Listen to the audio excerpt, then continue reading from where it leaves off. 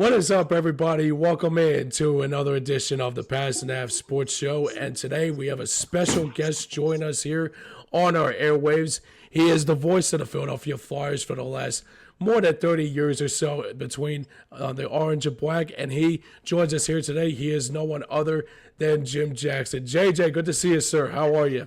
Good to see you guys too. I'm doing great. How are you? Doing great. I apologize for my voice being all raspy. I'm dealing with a little bit of semi-laryngitis here, but it's good to know that you're on us here today. Good to chat with you, and also it'll be good to know to talk some Flyers hockey with us today. We really do appreciate it. Always great to talk Flyers hockey. Let's do it. Yeah, so looks like there was a lot of moves that the Flyers made this offseason in the regards of the coaching, of the head coaching tree that the Flyers had.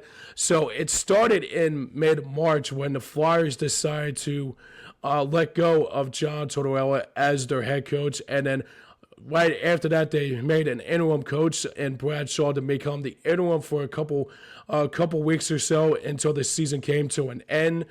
But then Bradshaw decided to be let go by the Flyers not long after that, and they decided to bring in Rick Tocchet to become the new bench boss for the Flyers in the 2025-2026 season.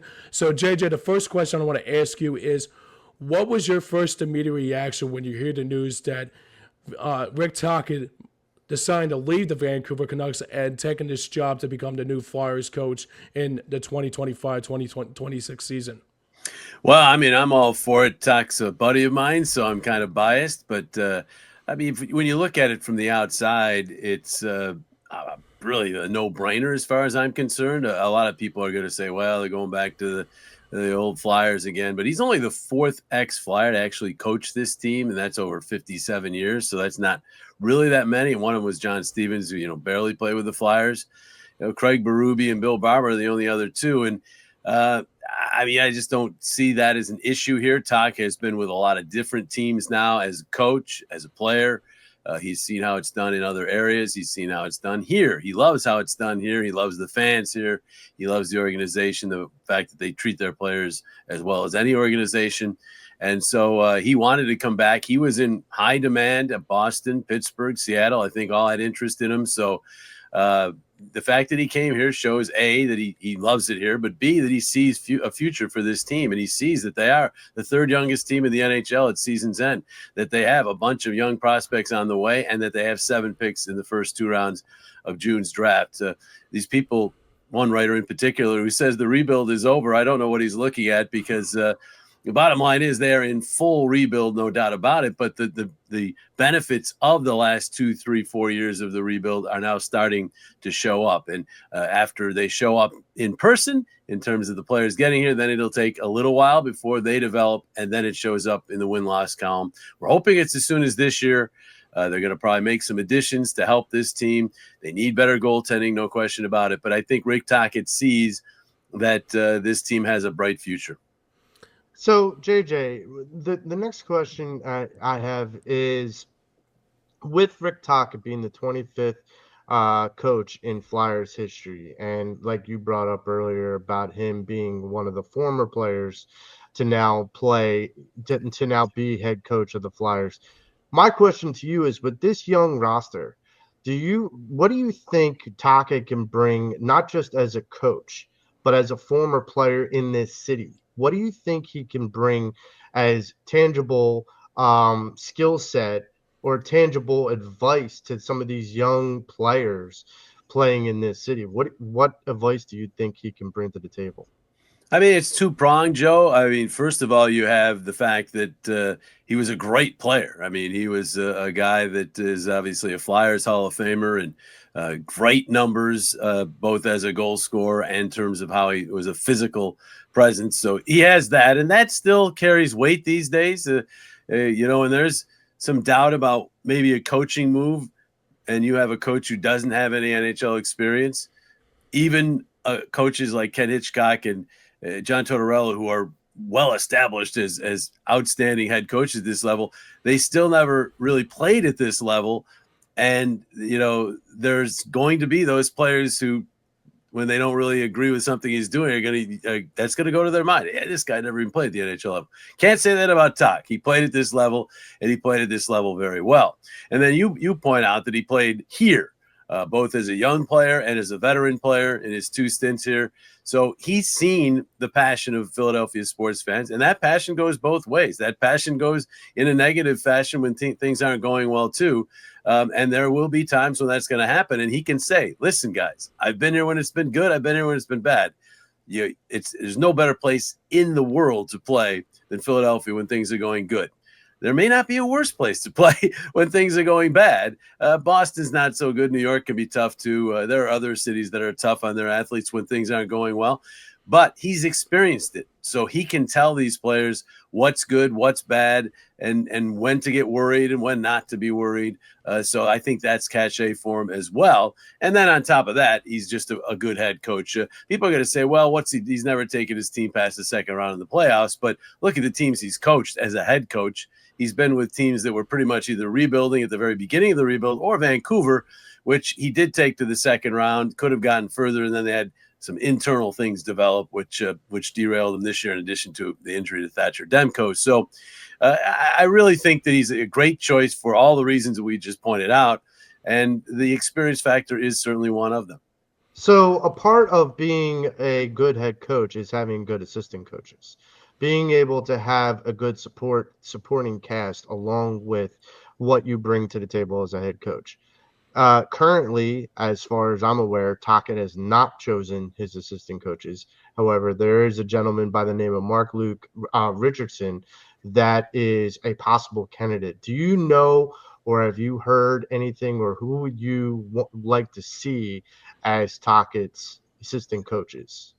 Yeah, I'm not sure he hasn't chosen them already, Joe, but we just don't know about it. The Flyers, since Keith Jones, Danny Briere took over, pretty close to the vest, and that includes yours truly. I get nothing from them, so I don't have any inside scoop for you here. Who would I want? Well, if Luke Richardson's one of them, I'd be very happy, because Luke Richardson's a quality person who was a great assistant coach in this league.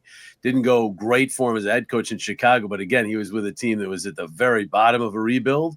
So I don't know what more was expected of him there and why they even let him go. But the bottom line is, as an assistant coach, he has a great reputation. As a person, he has a great reputation. And he's another one of these guys, as we were talking about with Talk, that can say, hey, I played a lot of games in this league. And if he's talking to some defensemen, he can relate to experiences pretty well. So he'd be a great choice. I don't know if he's going to be there. I know if he is chosen, there's going to be others out there again saying another ex-Flyer.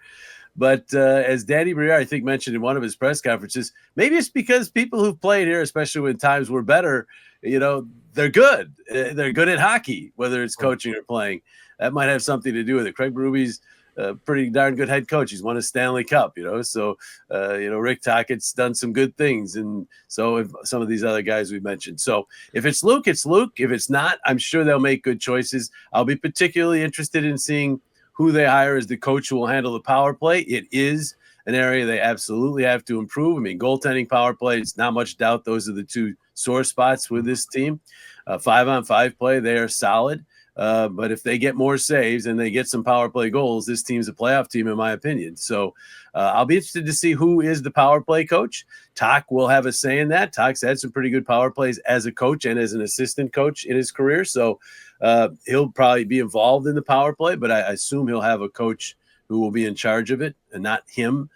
Perhaps not. I mean, the head coach could run the power play. That's not out of the realm of possibility, but I tend to think he's going to have an assistant coach in charge of it. So I'll be interested to see that, and we'll see how it plays out. You're trying to say me, JJ, that Keith Jones not sharing trade secrets with a guy that shared the booth with him for years? I mean, yeah, I was with him for 17 years. It's gotten me squat as far as getting any information from him. I mean, I'll be very honest with you. I've asked him about a couple free agents. And in the past, he would at least tell me, we're not ready for it yet. This year, he's not telling me that. He's telling me anything's on the table.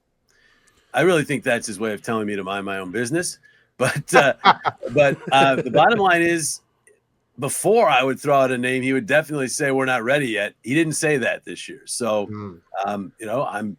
I don't think that's a scoop. I just think it means they are open to anybody, Mitch Marner, whatever. I don't particularly, my humble opinion, and it's very humble. I don't believe they're in the market for Mitch. I don't think that he's the right fit here right now. Based upon the fact that he's another small forward. He's super skilled. I love Mitch Marner as a player. I'm not one of these ones who thinks he's a choke artist or anything like that. I just don't think that's the area of need for the Flyers. So, a winger, they have strong wings, another small forward. They have quite a few small forwards. So if they're going to spend big bucks, which you will spend big bucks on Mitch Marner, I think it would be better allocated toward a center or a number one defenseman or a goalie or whatever. I just don't think a winger, a skilled winger, is really something. They've got Konechny, Michkov, Forster, Tippett, and Brink more. I can go on and on. They have skilled forwards and some others in the pipeline. So to me, I just don't think that's where you'd want to allocate that kind of money. But I was told everything is on the table. So we'll see. Yeah, definitely. JJ, speaking of Keith Jones and Danny Briere, it looks like this year was a real step back for the Flyers in 24-25. But the most important thing about that rebuild in 23-24, they actually had a little bit of trying to get back to where their full potential was. And now since Rick Tocchet is now the new bench boss for this Flyers team, so if you're Danny Briere and Keith Jones this offseason, what sticks out to you that can they reach? What can the Flyers do to get back to their full potential like they did early on in this rebuild? Saves and power play goals. Now, they weren't getting the power play goals 2 years ago either, but they were getting more saves, at least until Carter Hart left. And then when Carter left, Sam had he started to tail off. Sam Harrison started to tail off some, and he did come back and have some good starts at the end of that season 2 years ago. But the goaltending since Carter Hart left, the save percentage is something like .875. You just can't win with that. So I don't want to sit here and tell you and oversimplify it, but if they get a save percentage of around .900 last year, this past season, they're right in the hunt for the playoffs, if not in the playoffs. They were at .978, I think, at year's end. Almost impossible to be a successful team with that kind of save percentage. Now, is it all the goalies? No. They were left out to dry sometimes. The defense would leak it from time to time. But I can count on one hand. I'm pretty sure I can count on one hand the amount of times the Flyers out-goaltended the opponent. There weren't many. And you just need more. And Sam had his moments, but Sam had his dips. He had some injury issues. And Fedotov and Kolosov got some chances. Kolosov didn't really come through. Fedotov, after a very tough start, had some decent games. But in general, just all three of them, the goaltending was not good enough. And they will have to have better goaltending next year or in the future moving on. Now, Sam Harrison just went over in the World Championships and was lights out. He was also really good in his one game in the Four Nations. It's in there. He's a good goalie. I love Sam Harrison. I love his mentality. I love his resilience. He's just got to show he can do it on a night-to-night basis. I don't know as if he is a true number one to play like 60 games. He might be a guy that is a 1-1A situation, as Torts had mentioned. But I think he's an NHL goalie and a good one. They just have to find the way to make him be his best, which we haven't done yet. It seems as though 2 years ago they overworked him because they just didn't have any other options. And then last year he just couldn't put together long stretches of consistent play. He had 2 or 3 or 4 games where he played well, but didn't have that long run. He did have a run from the holidays to about the Four Nations, so that month to month and a week or two, where he was one of the better goalies in the league numbers-wise.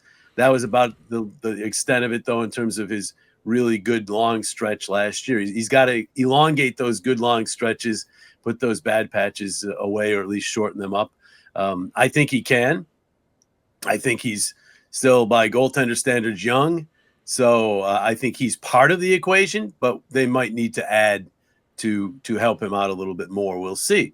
But goaltending and then the power play, which they haven't had over the last 4 years, if you add a goal every other game from the power play, you'd be surprised how much that would impact the record.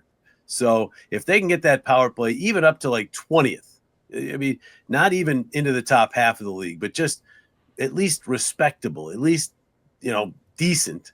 And, it would help so much. Their offensive struggles would not be what we perceive as struggles. A lot of the numbers we see from guys like Konechny and Tippett and all these guys would go up because they'd be getting some production in the power play, which they're getting virtually none here over the last 4 years. So those are the two things. They've been the two things for quite a while, really since Carter left. The goaltending and the special teams, the power play at least, has been an issue for 4 straight years. They were bottom of the league 3 straight, and then last year third from the bottom. So maybe they made some strides last year. They weren't last, but I think they need a bigger jump next year. Yeah, definitely. I think the other thing too with the with the power play situation, there's a couple players out there that could be an odds-on favorite to be a part of this power play. And if you could, is there anybody out there that sticks out to you to say that this could be a good piece for this power play in the upcoming season? Yeah, it's a tough one. I mean, Mitch Marner would be a great piece for the power play, but I don't think that's. I mean, if you go that route, you're a pretty small team up front. So I just don't know as if they could go that route. Matvei Michkov should be a tremendous power play performer and looked early in the year like he was going to be just that. They started working everything out high. They don't work it through him. I'm not an expert on how it should run, but I listen to other people who've played the game, and I've heard a lot of people say they should just run the power play through Matvei Michkov. The guy's so creative. He knows where to go with the puck. He can finish if he has to, obviously, but he knows where to go with the puck. He can draw people to him and then get the puck somewhere else where there's an outnumbered situation. I don't buy that the Flyers do not have enough talent to have a decent power play. Maybe not enough talent to be the number 1 power play in the league, but they have enough talent. Travis Konechny can score. Owen Tippett can score. Tyson Forster is developing into a scorer. They have guys who can score. Bobby Brink should be a good power play performer as well, and was at times last year. And then out high has been a problem. I mean, they've tried just about everyone. They've tried certainly Jamie Drysdale, who did show some strides last year. They tried Zamula. They've tried Ristolainen. They've tried Sanheim briefly. They haven't tried Cam York in that role yet, which is a little surprising because as a junior player and playing at Michigan, he definitely ran power plays and was pretty good from what I hear. He's not a guy who's going to have the big shot at the point, but he's a good distributor. The fact that they've struggled as much as they have and haven't really even tried him at the power play, I think he might have had a cup of coffee on the power play 2 seasons ago, but it wasn't very long. Maybe he's an option. They have struggled to find that guy out high. Now they're starting to go to 5 forwards at times late in the season. The Leafs did that all season. Other teams are doing that, so maybe that's the route they go. They don't have a defenseman that they feel is the guy to run the power play out high, so they go with 5 forwards, and you have a Brink or somebody else out there. That's possible as well. So we'll see players from the outside to come in. I mean, you look at the free agent list. I mean, to be honest with you, they can go out and offer sheet Matthew Nyes. He'd be a great net front guy for their power play, but he's going to cost you a lot, a lot of picks, probably first, second, and third.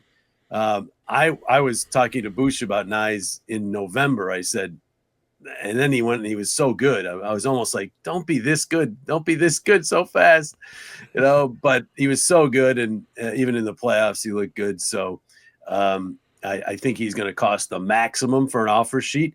I also think the Leafs would be crazy to let him go.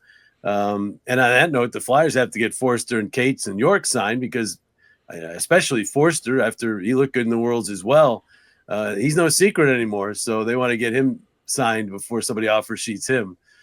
Flyers have lots of cap space and can probably answer to it, but you don't want to have to answer to it and then clog your cap up again. So it'd be interesting to see where this all goes. But from the outside, I mean, Brock, no, I mean, I'm trying to think of somebody who would really help the power play. I really think they have enough talent to have a decent power play. They just have to figure it out. I'm watching these playoffs power plays, and some teams that were good in the regular season struggling in the playoffs, vice versa. But the real good power plays, the one thing you see them do is really, really well is recover the puck. I mean, if they lose the puck, They get 2-on-1 to recover that puck so fast. I didn't see that, haven't seen that with the Flyers in forever. You can't, it's not just about skill. It's not just about making the pretty play. It's about the puck's going to bounce away from you from time to time. You got to go back and get it. Just because you have one more player on the ice than the other team doesn't mean the puck's just going to come to you.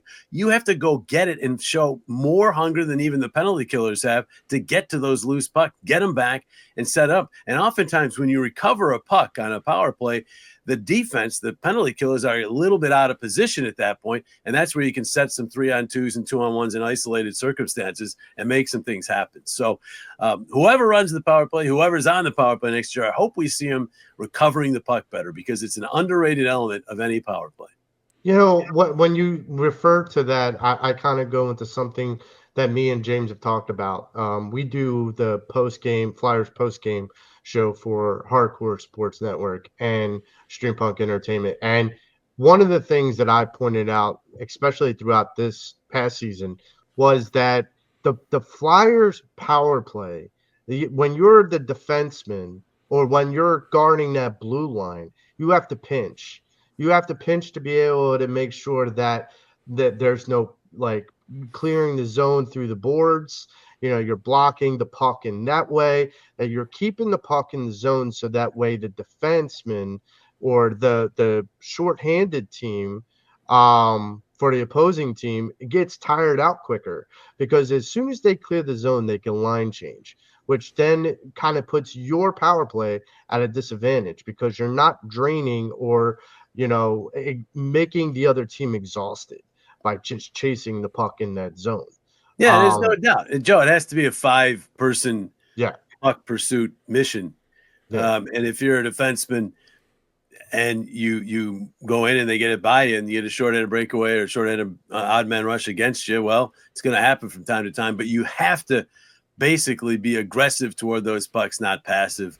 I just haven't seen much of that, enough of it over the last 4 years on the power play. Whereas at 5-on-5, Tortorella really instilled a pretty darn good hunt the puck down mentality with this team. But it's like when they get on the power play, that kind of changes. So they'll hopefully be able to work through that. I think Talk was the ultimate hound on a puck as a player. So I'm sure he's going to try to instill that on the power play as well. They have some guys like Tyson Forster's outstanding. Noah Cates, if he gets on the power play, also really outstanding at hunting pucks down, getting pucks back. Couturier is good at it. They have really good active sticks. They can do that. They have it in them. Konechny just with his all-out energy style of play can do that. Brink, same thing. So they have players that are absolutely capable of that hunting the puck down mentality, getting it back in the power play. They just have to execute it. Hopefully we'll see that next year. But to answer James's question, I don't necessarily think they have to go out and get a power play sniper. I think they have guys who can be snipers. Tyson Forster has a great shot. If he's not net front, put him in the bump. They have guys like Michkov who are tremendous distributors of the puck. They have hybrids of that in Konechny who can do both. They have players that, again, I'm not saying they have to be Tampa Bay, they're Toronto, the number one power play, but they certainly have enough talent to have a decent power play, and hopefully we'll see that next year.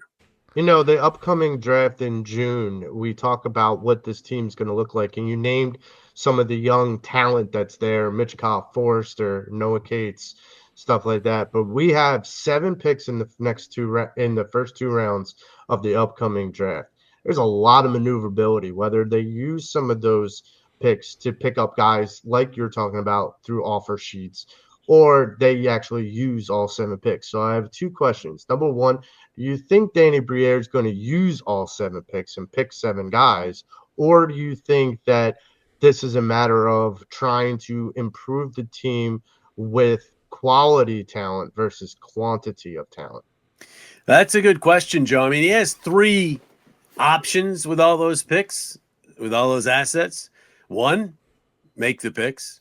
2, is to trade up using picks to move up. 3 is to trade picks. Well, there's actually 4 options. 3 is to trade picks for a current player. And then 4 would be to trade picks to get a pick next year, which I think you're going to see at least, well, they're going to make some of the picks, obviously. I think you may see them trade out to get a pick next year. because next year's draft is supposed to be strong.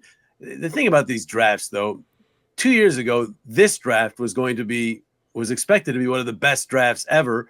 And then as the season ended last year, people were calling it a weak draft. So who knows what the draft is going to be in 2 years? We just don't really know. I happen to think this is still a very good draft this year. People just over-evaluate these prospects over like 5-game stretches and things like that. What this draft does have are centers. And the Flyers are desperately in need of center depth in their organization. So I saw the last mock I saw had all the centers pretty much being picked before the Flyers picked, which meant they went with Martone, the winger, and he might be the best player of the group in terms of raw talent. But again, the Flyers' strength is on the wings. So I think if their guys are all picked, they would go with him. But I do think that they want a center, and there are 4 or 5 good ones up there at the top. So that might be where you see a trade up if they see a guy that they really like. They have 3 first-round picks. They could wait, and there's some other centers that are kind of the level below that are a little higher risk, but still pretty high ceiling guys that they could pick a center with that second first-round pick. But we'll see. Going to be interesting to watch. But he has 4 options with those, Joe, and I think we'll probably see a combination of all that. They're obviously going to make some picks. I think there'll be some trades to maybe get to next year and have multiple picks again next year, not just their own picks. And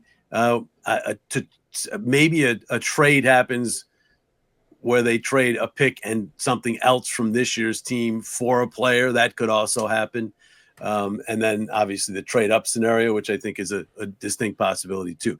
I mean, a lot of people are saying Misa has kind of cleared everybody else in terms of the centers, that he's the clear number 2 now behind Schaefer at the top of the draft. I mean, that's what they say. I just keep going back to the draft, which it was Nolan Patrick's draft. And then he got injured his draft year, and it became the Hischier Patrick draft or Patrick Hischier draft. It was one of the two. They were 1-2, nobody else in terms of the public perception. Now there were teams, including the Flyers, who liked some other players, but the public perception was it was one or the other. Whoever the Devils picked, the Flyers would get the other guy and they'd be fine. And the Devils picked Hischier. Flyers got Nolan Patrick. They weren't fine. Injuries and whatever. He did not pan out, and that's another reason why the Flyers are in the position they're in right now. And a number 2 pick doesn't turn into at least a productive player on your roster, it's going to hurt you, and it hurt the Flyers. It hurt you even more when the next 3 picks were, really, really good players, Makar, Heiskanen, and Elias Pettersson. So, and then beyond that, you had Suzuki and some other guys. So, there were some really good players available there, but my recollection of that draft was that there's 1 and 1A. So as we go into this draft, Schaefer's suddenly number 1, even though he didn't even play a full season last year. And Misa's all of a sudden, and I love him. I love Misa, but all of a sudden he's cleared off of what I'm not sure. What particular performance did he have that lifted him above the rest of the centers? I mean, I'm not so sure he's any better than Denoy. I don't know if he's better than Higgins. I don't know if he's better than Frondell. I don't even know if he's better than some of these other guys. McQueen is an interesting prospect. He's big. He's got injury issues. So I don't know. There's so many centers there. I would be surprised if Flyers don't get a center with that 6th pick. But if they see it where it's going to fall, where they're not going to get one, that's where maybe a trade up happens. Now, How much do you give up to go from 6 to 4 or 6 to 3? Not much. I mean, when I say not much, I would only give up maybe one of their seconds to move up 2 or 3 spots. If they have to give up one of their first, maybe the second first, which might end up being the 32nd pick in the draft. I mean, I might be willing to do that if they really like one of those centers, but they do need to add a center that at least has the potential to be a number 1 center on an NHL team. And there's probably 3 or 4 of those, at least the way we're looking at it now. There could be some sleeper out there. I still think Jetlachenko, who the Flyers got in the middle of the first, middle part of the first round, not in the top 7 or 8 picks. I think he might turn out to be a really, really good player. So, you can get players beyond that, but obviously they're not as sure a thing as those top picks. So we'll see. But I think to answer your question, Joe, to make this long answer even longer, it's just going to be a combination of how things are playing out, how firmly they believe in a particular player, and how much they want to add to some of their stockpile for next year. Since obviously, I don't think they're going to pick all 7. That's just too many players that would end up with contracts coming up at the same time and all that. So there's a financial aspect of all those picks as well. I think they'll be used as assets in trades in some way or another. Yeah, and to kind of even piggyback off of what you're saying about the draft and certain potentials and prospects, at least in my opinion, Connor Bedard, who is picked number 1 by the Blackhawks a couple years ago, Mitchkov was in that same draft, and we kind of stockpiled him away. And I believe that Mitchkov had came out and kind of like put the NHL on notice that he's here and he's a special player. And that just goes to prove to you that you could pick later and still get a star talent. Speaking You of can, Joe, but the thing with that is you have to take a chance. yeah, The reason he fell to 7 is because nobody thought he was going to be here for 3 years. right. So the Flyers took a chance and swung for the home run, and they probably have hit the home run. Whether it's a grand slam, we still have to see, because Matvey has work to do. He's got to get himself in better shape so that the second part of his shifts, he's not wearing down, that he has trouble in back-to-back games. All that stuff as a young player has got to go out the window. He can't be having trouble in second half of back-to-backs or late in shifts or things like that. So he's got things to work on. He's not by anything close to a finished product, but certainly there's a lot of potential there. And I love the kid's attitude. He's all about winning. He's all about hockey. He's great that way. So yeah, they got him at 7. Now, to bring it to this year's draft, there are some guys, not because they're Russian, but there are a couple of those too. But there's some guys who at 6 would be big swings. McQueen comes to mind right away as a guy who is a 6'5" center, but he's had back issues. So there's a red flag. But there's those who feel he's as talented as some of the guys who are going to go 2, 3, 4 in a big body. So if those injury issues go away, if it's taken care of, he could be the home run of this draft. Right. So, and when you have 7 picks in 2 rounds, you can take some swings like that. Some people might say not with the 6. You take the swing for the home run with the next pick. But by the time they pick again, some of the guys who are considered swing for the fences guys are gone. So, Right. It's going to be a fascinating draft. It really is. So speaking of stashing away talent, there's 2 goalies in that KHL. At least one that jumps out to me, and I'm going to butcher his name, so excuse me. But Yegor Zibanejad is I think you did well with it. Huh? So Yegor Zibanejad is a 19-year-old goalie in the KHL who was picked in the 3rd round of the NHL draft a couple years ago by the Flyers. I know you brought up about Harrison earlier, and I kind of tend to agree with you in some way. I call him a NHL backup goalie, but he's not a starter. I don't know if Zibanejad is a starter or not, but what I would ask you is, because of his youth, much like Mitchkov, would you bring him over and put him between the pipes to get him experience? He might not have any choice. If you're talking about a Russian goalie, he's probably under contract. So I don't know his situation. It's actually the Russian goalie whose name begins with Z, and I don't want to butcher his name either because I have heard it said 5 different ways, who's ahead of the one you mentioned. Oh. And has been spectacular at times. Last year's first in the KHL. So, and they also have Bjornsson. They have 2 prospects ahead of the guy you mentioned that aren't even close to ready. So that's to answer your question. Is for next year's goaltending situation, it's the three we saw. If Kolosov's still part of the equation, I don't know where he's at, because obviously he wouldn't go to the minors and all this and that. So I don't know where he's at. But as of right now, if he is part of the mix, it's those three. So I think you're looking at probably an addition, maybe somewhere along the line, of a more ready, NHL ready goalie than any of their prospects. The goalies take a lot longer. A 25-year-old goalie is like a 21 or 22-year-old forward. Defenseman's probably like 23. They're probably in between the two, but the different position players mature differently, and unless you're Cale Makar, you're not ready as a defenseman when you're 18 or 19, and unless you're just a ridiculous goalie like Marty Brodeur was good in his very early 20s, and Patrick Waugh, some of these guys. But outside of those generational guy, I hate using that term, but outside of those guys, it takes these goalies a little bit longer. So Sam Harrison, I don't want you to put words in my mouth. I did not say he's a backup goalie. I said No. he may be a tandem goalie. That was me. That's what I believe. Yes, where you play 1 to 1A, where you both play 40, 40, or maybe it's 45, 35 split kind of thing. But I'm not saying that's where he's at either. I'm just saying we don't have the answers. We know he's for sure. We do not have an answer on him being a number one that can carry the mail and be your 60-game guy. And there aren't that many of those left anyhow. I mean, Connor Hellebuck, there's just not that many of them. So, I mean, most teams now have the tandem anyhow. So I just think Sam's part of that. His play internationally shows you that he's got it in him to play really well in clutch situations, because whenever you're playing for your country, it's clutch. There's a lot of pressure on you.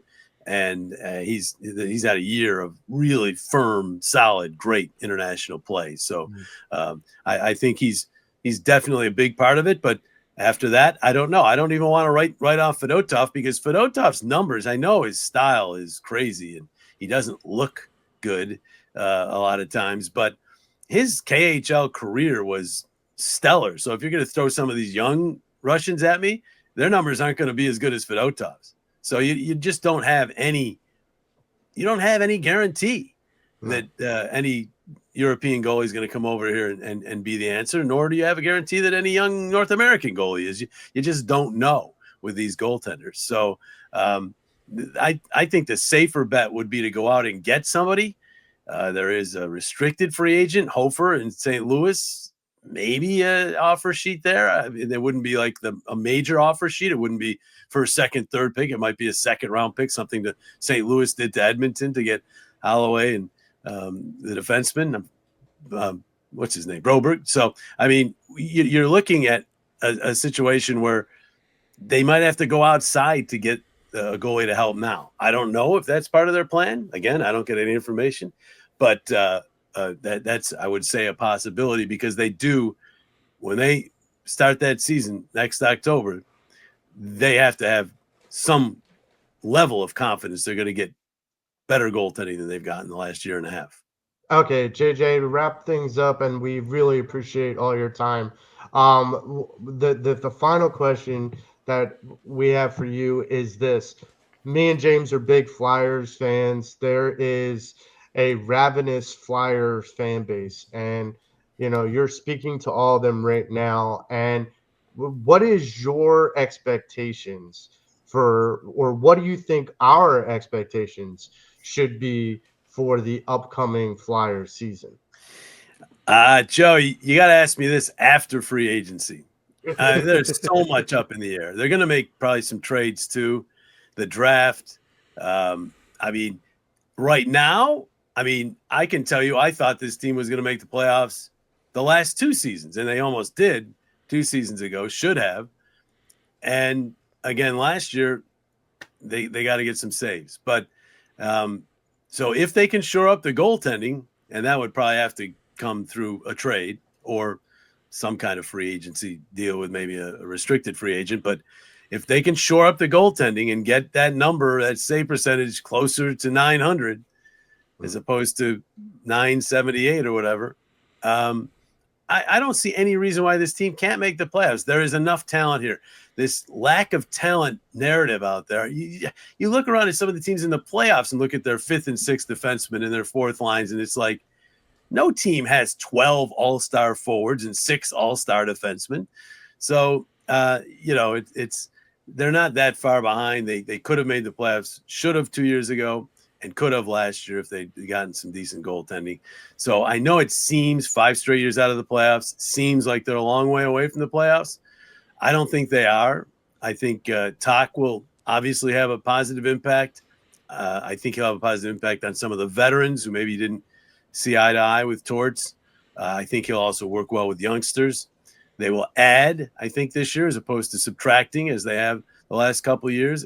Maybe even add at the deadline as opposed to subtracting. So they've come to the point where I think the veteran players, the Konechny's, Sanheims for sure, and even the Tippett's and Cates, who are now 26 and York's coming up at 25. I think these guys kind of deserve to have addition as opposed to subtraction. That's one of the reasons why I think Danny's going out and saying that's the phase they're in now. And so with all that taken into consideration, I think they have a legitimate shot to make the playoffs. Now, I won't know for sure what the makeup of the team is for another month or 2 or 3. So, it's tough for me to say. But as Flyers fans, you should expect this team to be competitive next year. I mean, this is year 3 of the Jones-Briere rebuild, but to be honest with you, the rebuild really started before that, haphazardly, but it did start before that when the Tippett trade, the Giroux trade for Tippett, and some of the other picks that are coming here now, like Bump and some of those guys, they were picked before Danny and Jonesy. So the rebuild actually is longer than 2 years in the making. So it's time, in my mind, for them to begin to make progress. And progress right now, since they were so close to a playoff spot 2 years ago, progress to me is a playoff spot, or at least right in the running down to the very end again. But I do think, with good goaltending, not all-star goaltending, but just good, solid goaltending, they would have been there the last 2 years. So I think they need that to be shored up. And so until I see what they do with that, till I see what other moves are made, I can't really make a prediction, Joe. But in general terms, given the timeline, given the amount of talent that's on the team that's being added and probably will be added, I think that a playoff spot is not an expectation, but certainly is the goal and a realistic goal for this team. Well, speaking of time, that is our time for this interview. We want to thank JJ for his time and all of his answers and making the time to come on and talk some Flyers. It's been really great talking with you, JJ. Great talking Thanks, with you JJ. too. Be a great off season. Enjoy it. Yep. Appreciate you, JJ. And so that will wrap us up for this week. Join us next week on Patterson Ave Sports Show. And until then, have a good weekend, Philadelphia. Let's go Flyers.